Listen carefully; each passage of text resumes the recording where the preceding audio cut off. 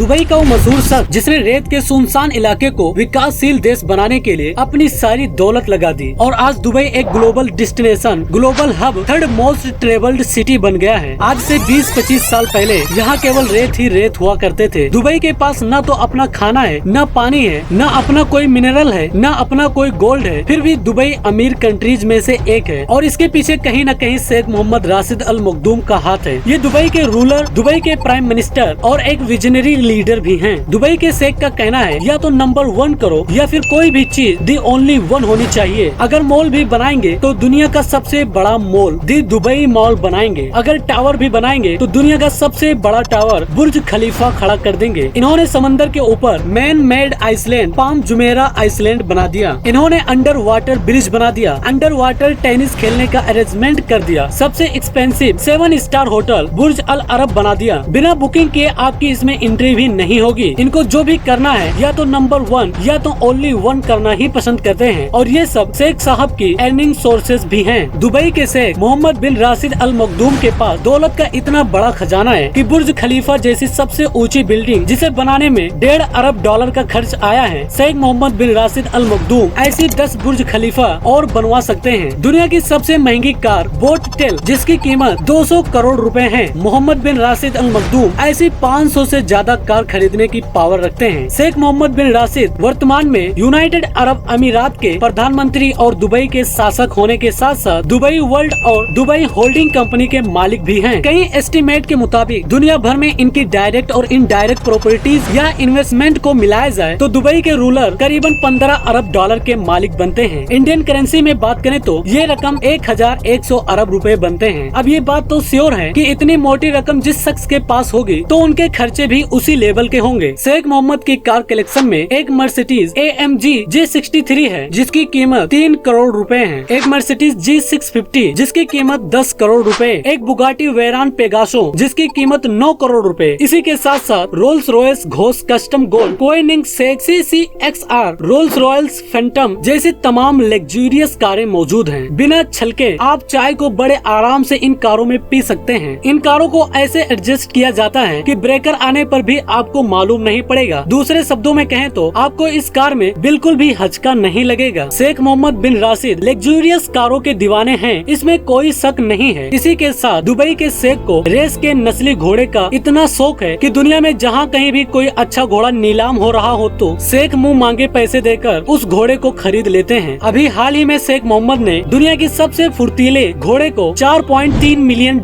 में खरीद कर सबके होश उड़ा दिए। ये रकम इंडियन करेंसी में 34 करोड़ रुपए करीबन बनते हैं। ये रकम इतनी ज्यादा है कि आप इन रुपयों से 2000 से ज्यादा iPhone 30 Pro Max आसानी से खरीद सकते हो। शेख को घोड़े दौड़ाने का शौक ही नहीं बल्कि इन्होंने एक कंपनी भी बना रखी है जो दुनिया भर में कई हॉर्स रेसिंग ट्रैक्स को ऑपरेट भी करती है और रेस के नस्ली घोड़े की ब्रीडिंग भी करती है। शेख ने घोड़ों के अस्तबल बनाने के लिए इंग्लैंड के विलेज डलहम में 45 मिलियन पाउंड्स की एक प्रॉपर्टी भी खरीद रखी है जहां उन घोड़ों के रहने और खाने की सारी व्यवस्थाएं मौजूद हैं। शेख मोहम्मद बिन राशिद अल मखदूम की लग्जूरियस हाउस की बात करें तो शेख मोहम्मद जबील पैलेस जैसी शानदार महल में रहते हैं। ये 150 एकड़ का एरिया कई छोटे बड़े महलात से भरा हुआ है। अब ऐसा नहीं है कि शेख की सारी फैमिली इन्हीं महलों में रहती है क्योंकि जबील पैलेस के ठीक अपोजिट 100 एकड़ में एक और शानदार महल बना हुआ है जिसमें शेख के बेटे Dubai crown prince Sheikh Hamdan bin Rashid Al Maktoum रहते हैं। यही नहीं 6 शादियां करने वाले और 26 बच्चों के बाप ने अपने फैमिली के लिए यही 2 महलात ही रहने के लिए नहीं रखे हैं बल्कि दुबई में 2 प्राइवेट आइसलैंड भी खरीद रखे हैं। एक प्राइवेट आइसलैंड जुमेरा बीच पर मौजूद है जिसमें 17 छोटे बीच विलास और शानदार पैलेस बना हुआ है, जबकि दूसरा खूबसूरत आइसलैंड पाम जुमेरा पर बना हुआ है जिसमें प्राइवेट बीच 2 पैलेस और हरे भरे गार्डन देखे जा सकते हैं। और सबसे खास बात, अगर समुद्र में घूमने का मजा लेना हो तो दोनों आइसलैंड पर प्राइवेट याट भी मौजूद होते हैं और केवल 1-2 याट नहीं बल्कि हर आइसलैंड पर 4 से 5 याट्स हमेशा तैनात रहते हैं। इन याट्स को छोड़ दिया जाए तो दुबई के शेख के पास सुपर याट्स भी मौजूद हैं जिसे ऑफिशियली दुबई याट्स का नाम दिया गया है। इस याट्स की सबसे खास बात ये है कि इस याट में एक सबमरीन भी इंस्टॉल किया गया है। समंदर की किसी भी एरिया में मन हो पानी के अंदर की दुनिया देखने का तो इस याट के जरिए आप इंजॉय कर सकते हैं। शेख मोहम्मद राशिद ने अपने पैर को दुबई तक ही नहीं सीमित रखा। द गार्डियन के एक न्यूज रिपोर्ट से ये बात सामने आई है कि दुबई के रूलर की प्रॉपर्टी लंदन और स्कॉटलैंड में भी मौजूद है। एक एस्टीमेट के मुताबिक पूरे ब्रिटेन में 1 लाख एकड़ से ज्यादा की जमीन शेख मोहम्मद की मौजूद है। एग्जैक्टली इनके पास कितनी प्रॉपर्टीज हैं ये तो पता नहीं चल पाया है, क्योंकि इन्होंने कई प्रॉपर्टीज थर्ड पार्टी कंपनी द्वारा खरीद रखी है और कंपनीज टैक्स फ्री कंट्रीज में रजिस्टर हैं। इन कंपनीज को किसी भी प्रकार की टैक्स पे करने की जरूरत नहीं होती है। इनके ब्रिटेन के प्रॉपर्टीज में 63,000 एकड़ में फैला ये लग्जरी हाउस भी शामिल है, जिसमें 58 बेडरूम, 3 हेलीपैड और 16 बेडरूम्स का एक हंटिंग लॉज भी मौजूद है। वहीं दूसरी तरफ एमिरेट्स एयरलाइन कंपनी के मालिक भी शेख मोहम्मद राशिद हैं। वैसे तो एमिरेट्स एयरलाइन ही इनकी अपनी है, तो इन्हें किसी प्राइवेट प्लेन की जरूरत नहीं है, लेकिन उसके बावजूद भी शेख के पास फुल कस्टमाइज बोइंग 747 मौजूद है। इस प्लेन की कीमत $418 मिलियन